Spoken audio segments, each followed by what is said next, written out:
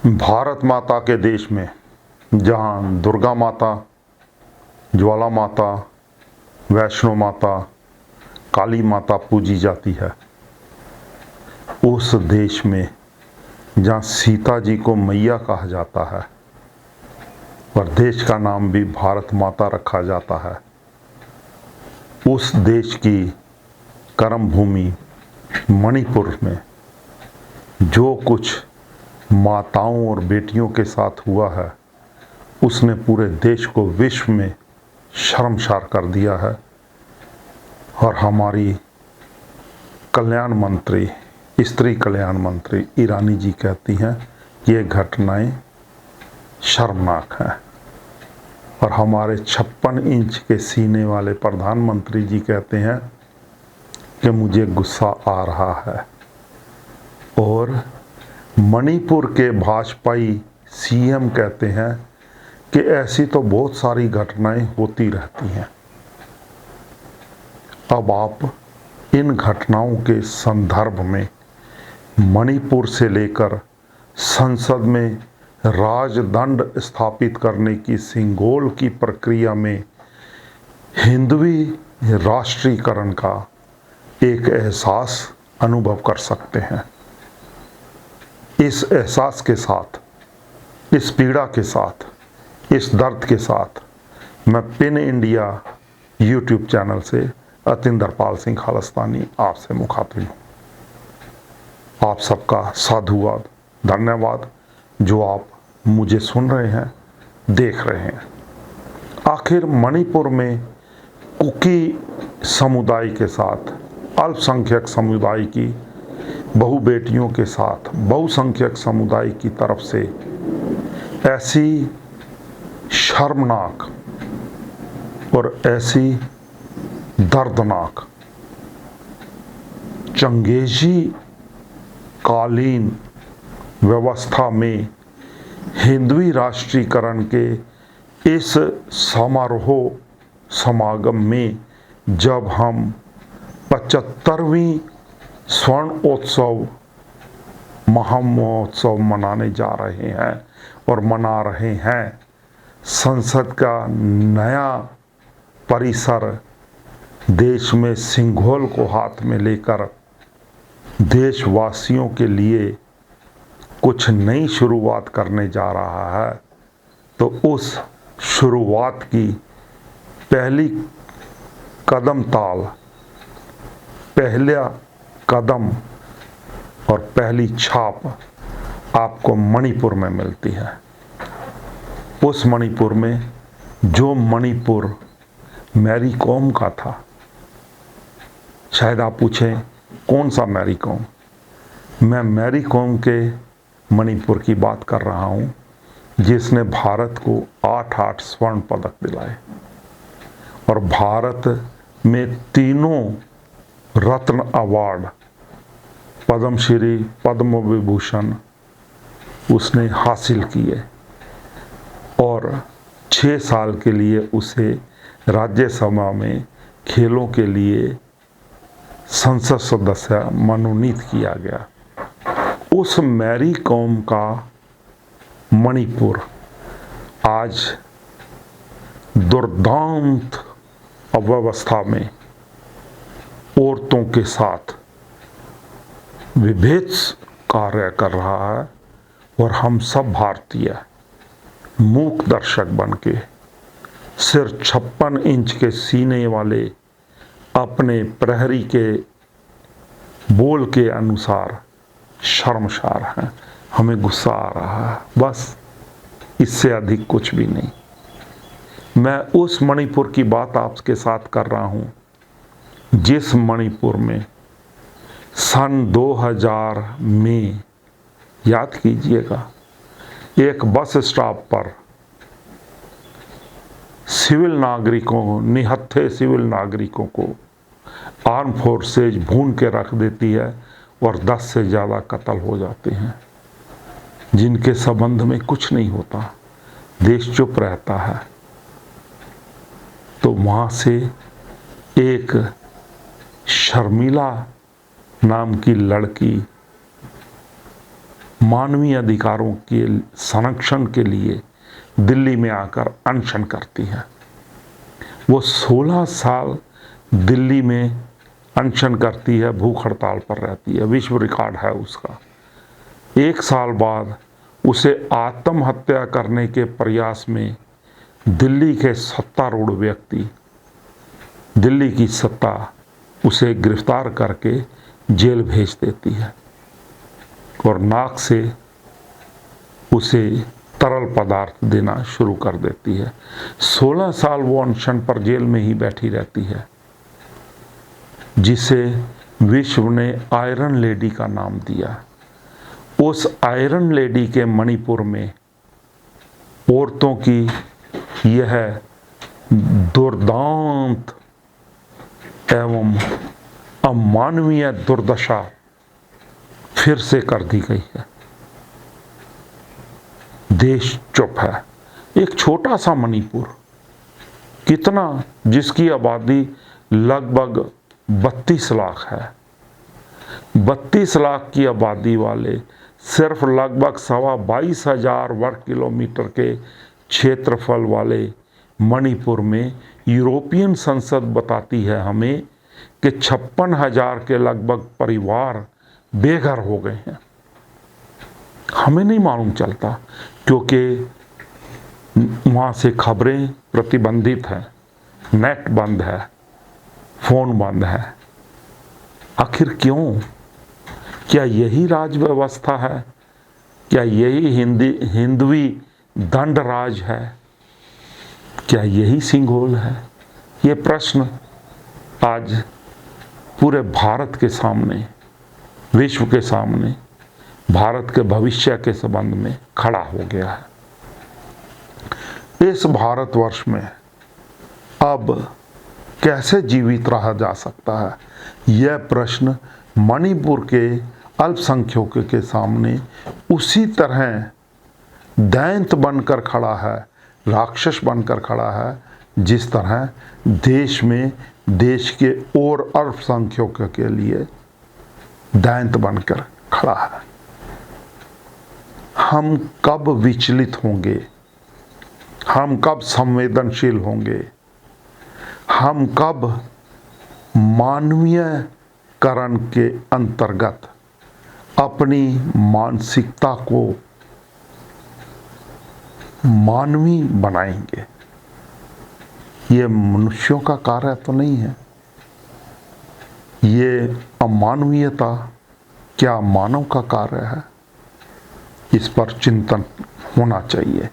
उस मणिपुर से जिसकी घटनाएं आज इंडियन एक्सप्रेस और हिंदी की अखबारों और इंटरनेट पर चल रहे चैनलों पर निर्भीकता से प्रदर्शित हो गई हैं, उस बेटी, 21 वर्ष की बेटी, जिसकी छातियों को हाथों में लेकर गुप्त अंग में हाथ डालकर एक भीड़ उसका जुलूस निकाल रही है, और एक नहीं, 2 नहीं, 3 औरतों के साथ ऐसा होता है। ये हमें FIR से पता चलता है। अब FIR भी तो आप देखिए, 4 मई की घटना की FIR आखिर लोगों तक खबरें पहुंचने के बाद क्यों लिखी जाती है? जब सोशल मीडिया पर बातें आ जाती हैं तभी हमारे प्रधानमंत्री जी गुस्से में क्यों आते हैं? तभी हमारी स्त्री और बाल कल्याण मंत्री ईरानी जी बयान क्यों देती हैं? ये सोचने वाली बात है। आप 78 दिन तक चुप रहते हैं। 3 मई की घटनाएं हैं, 4 मई की घटनाएं हैं। आप अभी तक विचलित नहीं थे। वीरेंद्र सिंह जी, मुख्यमंत्री जी, अभी तक कह रहे थे सब कंट्रोल्ड है। तो जब ये सोशल मीडिया पर आ गया तब आप विचलित हुए हैं। तो इसका मतलब क्या है?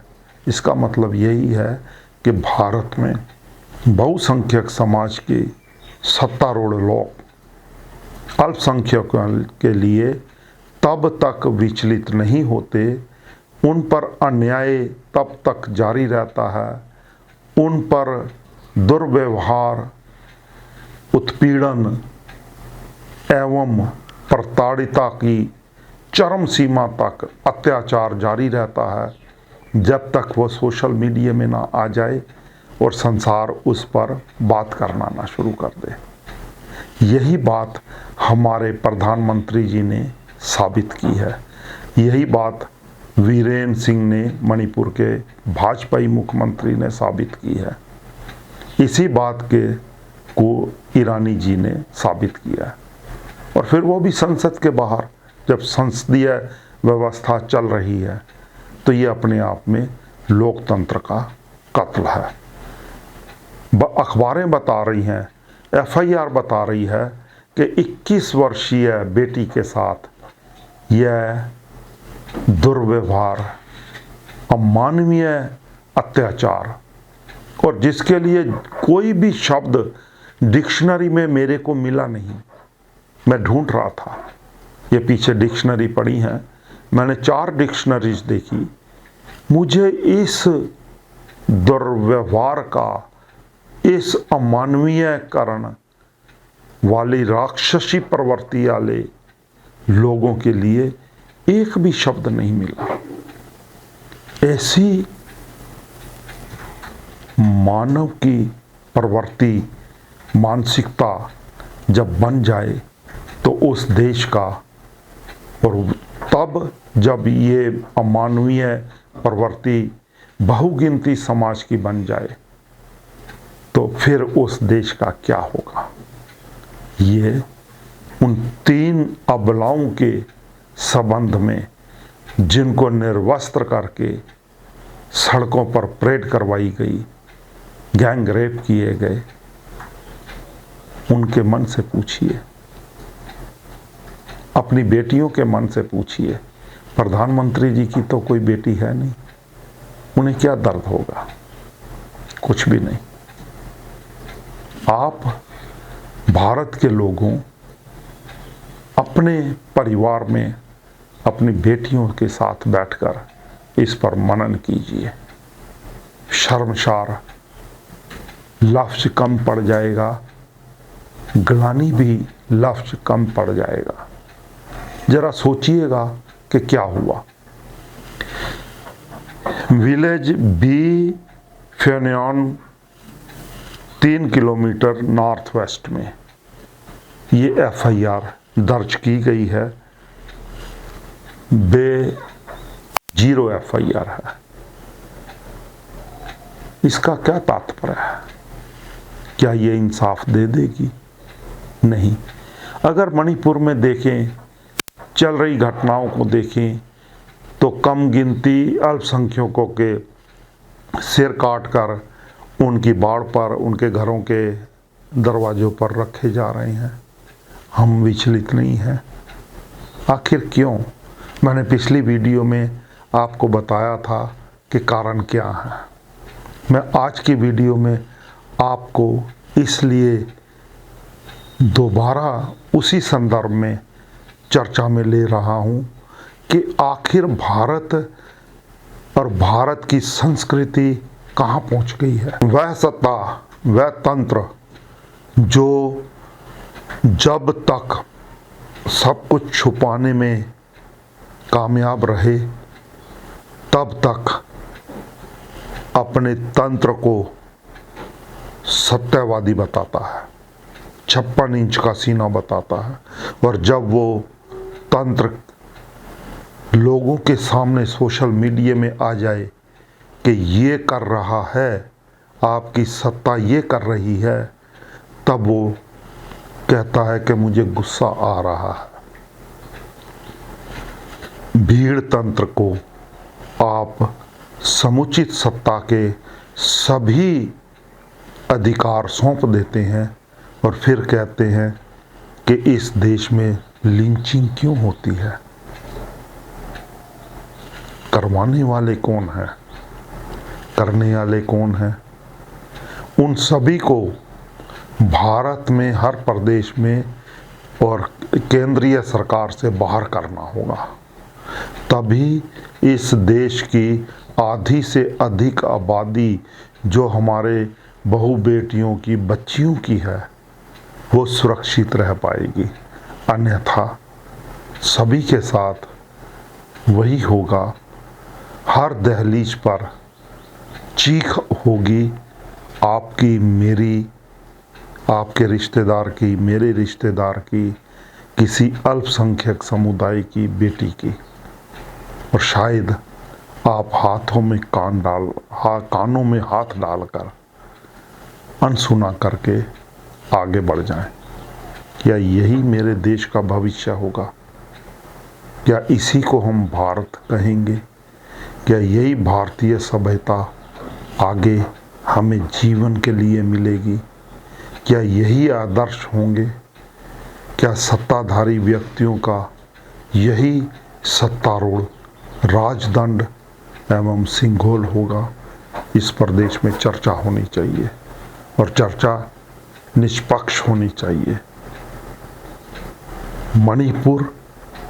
मणिपुर से शर्मिला मैरी कॉम आपको आवाज़ लगा रही है, चीख चीख के आवाज़ लगा रही है। शायद भारत सुन रहा है या सुन के अनसुना कर रहा है या सुनना ही नहीं चाह रहा है। इसका फैसला नागरिकों को निष्पक्षता से करना होगा। क्या हम इस मुद्दे को लेकर देश में निर्भय के समय वाला कोई आंदोलन खड़ा कर सकेंगे? क्या हम देश को इसी प्रकार ध्वस्त होता देखते रहेंगे, ताश के पत्तों की तरह गिरता देखते रहेंगे? ये फैसला देश के जनतंत्र ने, लोकतंत्र ने करना है। आज वही खतरे में है। आज देश की बेटी की अस्मिता, लोकतंत्र की अस्मिता खतरे में है। आज फिर किसी द्रौपदी का चीरहरण हो रहा है और देश की सड़कों पर चीरहरण हो रहा है। कौन कर रहा है, कौन करवा रहा है, इसका निर्णय करना ही होगा। मणिपुर में बहुसंख्यक समाज की क्रूरता एवं उनकी तानाशाही वाली प्रवृत्ति में, निरंकुशता में किस हद तक अमानवीयता है, जालिम है, इस बात का पता इसी से चलता है कि इस सभी मामले को भारत सरकार ने भी और राज्य सरकार ने भी छुपाने की कोशिश की है। ये अपने आप में अपराध है। भारत के प्रधानमंत्री जब संसद का अधिवेशन आरंभ होता तब सड़कों पर कहते हैं कि मुझे गुस्सा आ रहा है। तब क्या कहते हैं? जब सुप्रीम कोर्ट इसका संज्ञान ले लेती है।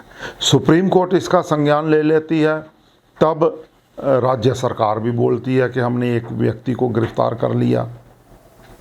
तब भारत का राष्ट्रीय महिला कमीशन भी बोलता है कि इस मामले में कार्रवाई होनी चाहिए। इन सभी की सच्चाई को समझिए।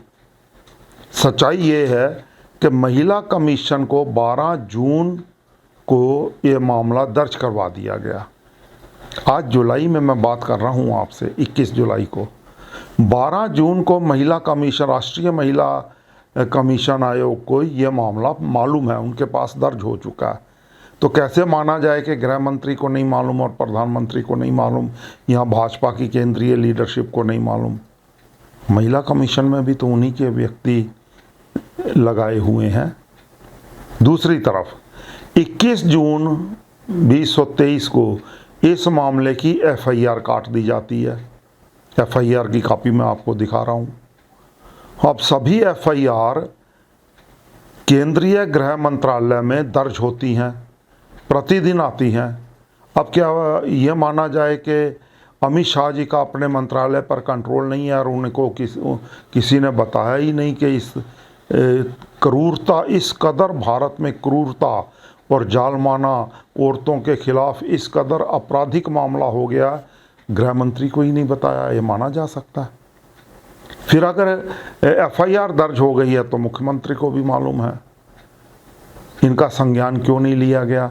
जब सुप्रीम कोर्ट ने संज्ञान लिया तो प्रधानमंत्री बोलते हैं महिला कमीशन बोलती है, राज्य के मुख्यमंत्री बोलते हैं, महिला कल्याण मंत्री बोलते हैं, उससे पहले सभी चुप हैं, जबकि सभी को इस घटना का संपूर्ण विवरण पता है।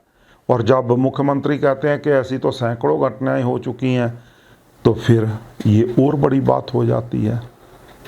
तो ये मामले बताते हैं कि इन सभी मामलों को केंद्र सरकार, राज्य सरकार, गृह मंत्रालय, महिला कमीशन सभी मिलकर छुपा रहे थे, देश से लुको के रख रहे थे।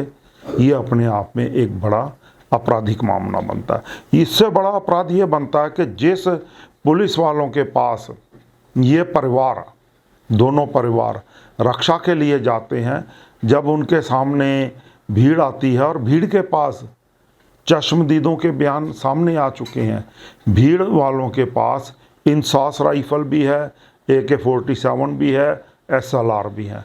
मैं आपको बताता चलूं कि ये राइफल के लाइसेंस नहीं मिलते।